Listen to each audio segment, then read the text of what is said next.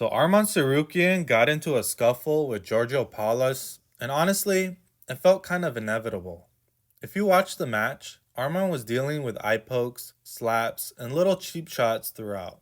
Stuff that's not really supposed to be part of wrestling. Now, was it wrong for Arman to swing right after the whistle? Definitely.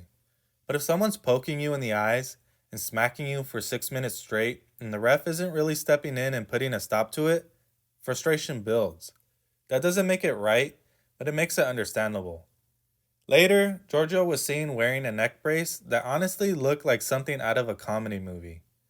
Now, was that just precautionary, or do you think he's actually going to pursue legal action against Arman?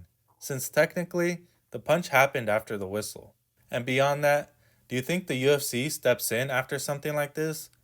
We've seen the UFC restrict fighters from boxing because it's considered direct competition, and there's injury risk.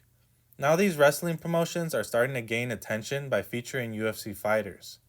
So, do you think Dana White and the UFC eventually put a stop to their athletes competing in these outside wrestling events?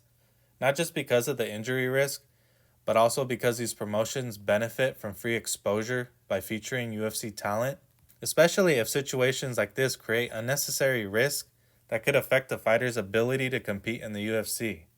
What do you think?